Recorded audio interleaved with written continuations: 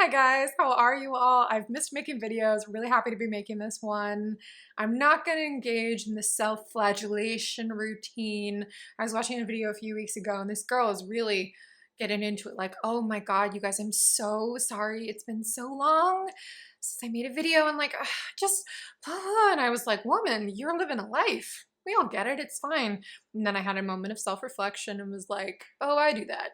I do that in pretty much all of my videos when I start now. So rest assured, I think you guys can sense this from all the videos I've made that I love making them. So when I'm not, it's not that I don't want to, it's that I really can't.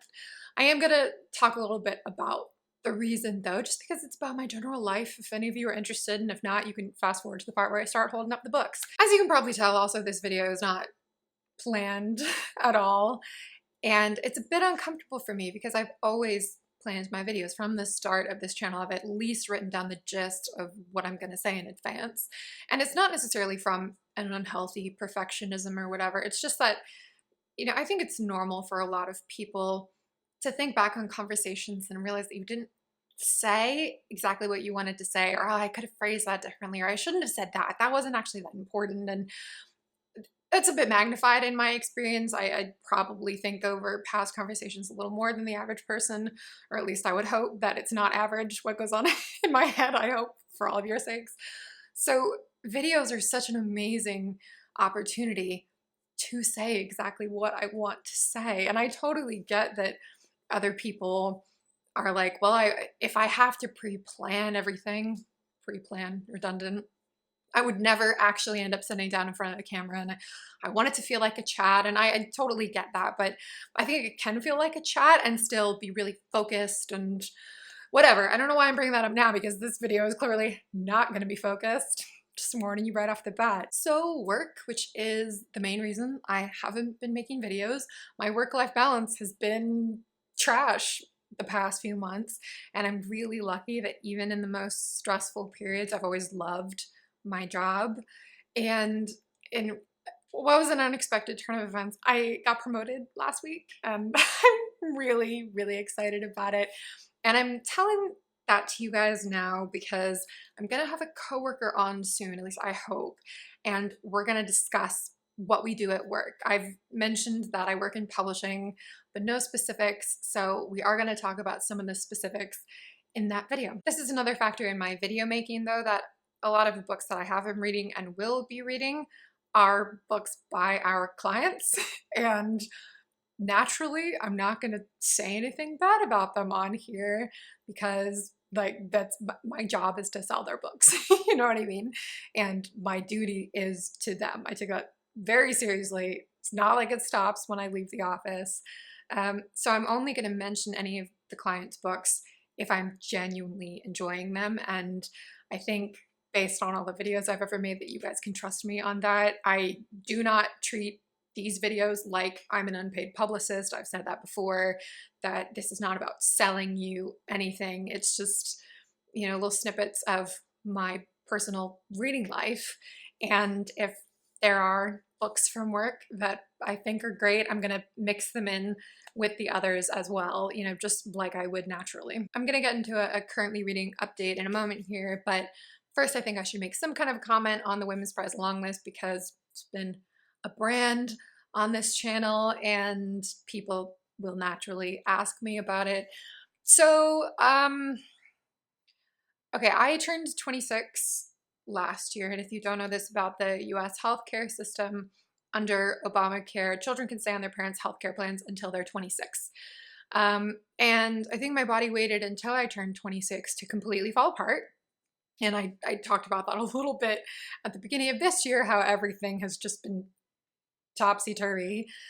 So I feel I have a sense of my own mortality now in a way that I maybe didn't before I was paying my own healthcare bills. And I'm going to die someday, folks. And I know that might be news to you, but yeah, it's going to happen. And the lights are going to go off, and that's going to be that. And there will be plenty of amazing books that I will not have read. And so I feel absolutely no compunction to read my way through this sorry looking list, okay? I do not. And if you're gonna be like, oh, you haven't even read the list, you can't judge it, blah, blah, I feel like most of those people left last year and have trundled away to greener virtual pastures, but if any of you are left, this is my channel. I'm just gonna say my impressions of things, okay? It doesn't mean that they're right. They're my impressions. So yeah, I'm not gonna be reading much of this list. I do have to say that I'm ecstatic that Ghostwall by Sarah Maas is on this list. The fact that Signs for Lost Children wasn't nominated for major awards is just, what were we all doing? Like, we need a do-over on that one, okay? But Ghostwall is the type of book that even though I've read very little of the rest of the list, I would be amazed if any of the books on it are its equal. It's just so strong, should be shortlisted at least, in my opinion. Circe by Madeline Miller is another one that I've read, and I do think it's a beautiful book in a lot of respects. Madeline Miller just has such a grace to her writing. But I think that if her career continues as it has begun and she writes many more books, which I hope is the case, that at the end of that career, when people look back, Circe will be seen as one of her weakest books. It has a level of authorial intrusion that The Song of Achilles just doesn't, and I don't feel particularly invested in it going far on this list. I know many people disagree.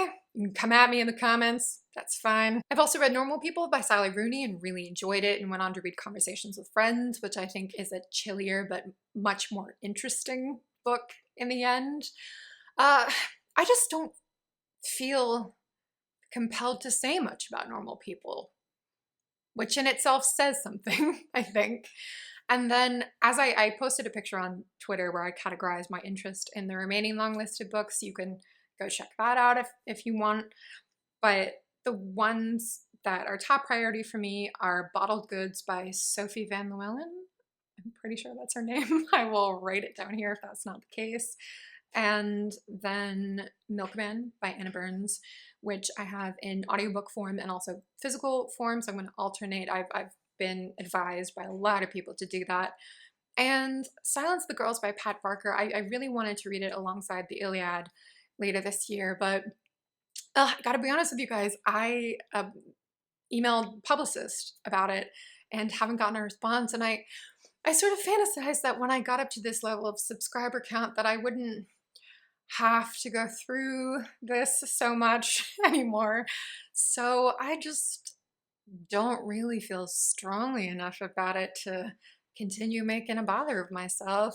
Maybe I'll get it out of the library, we'll see, but for now my interest is kind of dampened. Okay, I think we can all agree that's enough talk about a list, the majority of which I will never read. So let's get on to books that I have read, the first of which I finished this past week, Dr. Thorne by Anthony Trollope. This is the third in the 6-part Chronicles of Barsetshire, and I just enjoy his writing immensely. He's safely a top author already for me. I will say though, throughout this one, I kept thinking back to that line from Dangerous Liaisons that goes, "One does not applaud the tenor for clearing his throat." And this almost feels too easy for Trollope, especially after the achievement of Barchester Towers. The ending as well, Trollope extends the main plot. He really draws it out and sets up this big finish, only to wrap things up very quickly. Even though the ending is true to who the characters are, Trollope had to have known even at the time that he would not be satisfying his readers' true cravings, that he was going to leave them wanting a much more prolonged ending.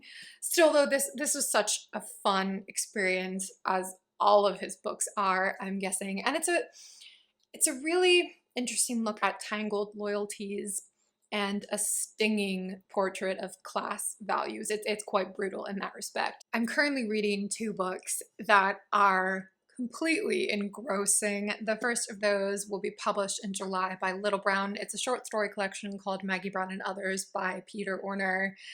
And so the first 200 pages are short stories, most of which are shorter than short. They're 2 to 3 pages. The last 100 is a novella.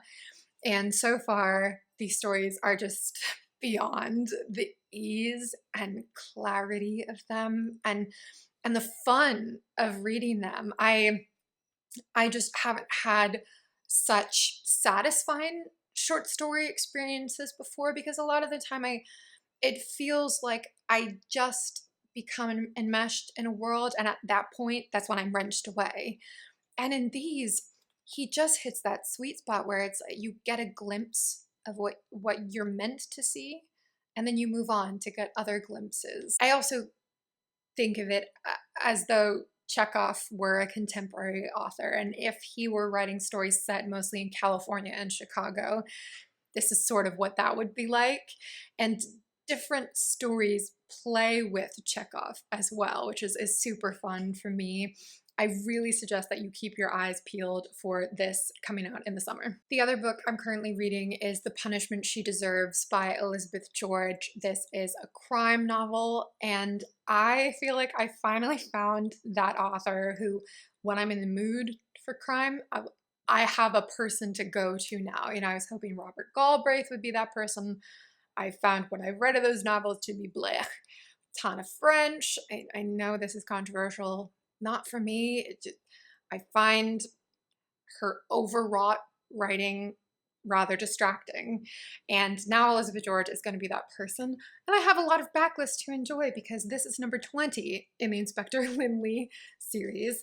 And I decided to start with this one. It's the most recent, came out last year, because I know somebody who's about on book 15 now, and she has been reading them backwards and just finding it quite unique and illuminating to do so.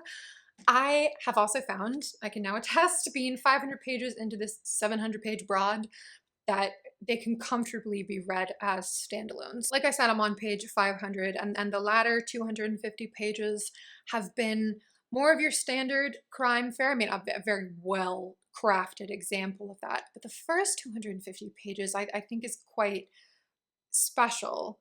And it's more about the interaction of these two investigators, these two detectives who are both women, and the way that both of them are drawn, especially for someone who hasn't encountered these characters before. I mean, they're characters of the previous books, and yet they feel so immediately alive and well-rounded and consequential that what happens to them matters so deeply to me already.